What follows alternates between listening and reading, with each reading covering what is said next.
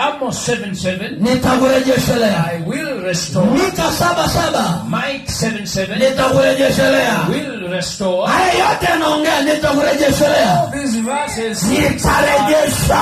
I will Lakini restore. turudi kwa line. You come back to the line. Ukinirudia When you come to me, nitakurejeshelea. I will restore. Nimekuja kukuambia rudi kwa line leo. Come to tell you, come to Rudi kwa Mungu leo. Come to God. Rudi kwa uso wa Mungu leo.